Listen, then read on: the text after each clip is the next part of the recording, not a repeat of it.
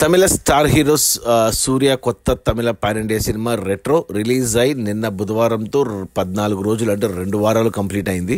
ఈ 2 వారాల gross collections చూస్తే తమిళనాడులో ఈ సినిమా 48 కోట్లు గ్రాస్ కలెక్ట్ చేస్తే మన తెలుగు రాష్ట్రాల నుంచి 8 కోట్లు, కర్ణాటక నుంచి 11 కోట్లు, కేరళ నుంచి 4.5 కోట్లు, హిందీ నుంచి 1.5 కోటి, ఇక ఓవర్సీస్ మేజర్గా తమిళ్ మార్కెట్ నుంచి 24 కోట్లు. టోటల్గా ప్రపంచవ్యాప్తంగా రెట్రో సినిమా 2 వారాల్లో 97 కోట్లు గ్రాస్ కలెక్ట్ చేసింది. ఇక 97 కోట్ల గ్రాస్లో థియేటర్ల రెంట్లు, గవర్నమెంట్ ట్యాక్స్లు, ఖర్చులన్నీ పోను. డిస్ట్రిబ్యూటర్ షేర్ వచ్చేసి తమిళనాడులో 24 కోట్లు ఉంది. ఈ సినిమాని తమిళనాడుకి డిస్ట్రిబ్యూటర్లు 40 కోట్ల కొంటే 24 కోట్లు వెనక్కి వచ్చాయి 2 వారాల్లో. అంటే ఇంకా 16 కోట్లు వెనక్కి రావాలి తమిళనాడులో హిట్ అవ్వడానికంటే 32 కోట్లు గ్రాస్ రావాలి. అది నష్టమే. సినిమా కమర్షియల్గా తమిళనాడులో కూడా ఫ్లాపే. ఇక తెలుగు రాష్ట్రాల్లో ఈ సినిమాని మన సితారా ఎంటర్టైన్మెంట్స్ సూర్యదేవర నాగవంశీ 9.5 కోట్ల కొన్నాడు తెలుగు రాష్ట్రాలకి. ఇక్కడ వచ్చేసి 4 కోట్లు షేర్ వచ్చింది. అంటే 5.5 కోట్లు నష్టాలతో డబుల్ డిజాస్టర్ తెలుగు వరకు.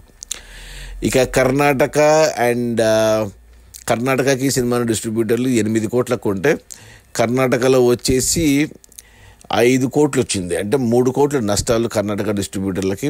ఇక కేరళ డిస్ట్రిబ్యూటర్లు ఈ సినిమాను కేరళ అండ్ హిందీ కలిపి చూసుకుంటే 5 కోట్లకు కొంటే ఇక్కడ వచ్చేసి 3 కోట్ల షేర్ వచ్చింది. అంటే 2 కోట్ల నష్టాలు కేరళ అండ్ హిందీలో.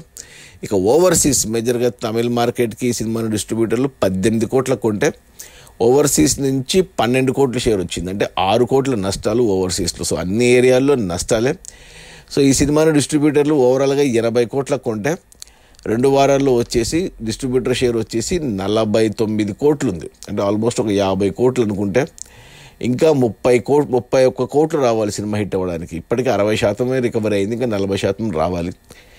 సో 31 కోట్లలో ఇక ఇంకో కోటి షేర్ రావచ్చు. అంటే 30 కోట్ల నష్టాలతో సినిమా కమర్షియల్గా బాక్సాఫీస్ దగ్గర ఫ్లాప్ అని చెప్పాలి.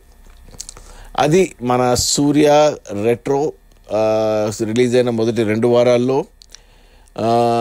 97 కోట్ల గ్రాసు.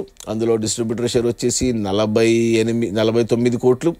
సినిమా బడ్జెట్ 160 కోట్లు అయితే 80 కోట్లకు డిస్ట్రిబ్యూటర్లకు అమ్మారు. 80 కోట్లకు గాను 50 కోట్ల వరకు వెనక్కి వచ్చింది.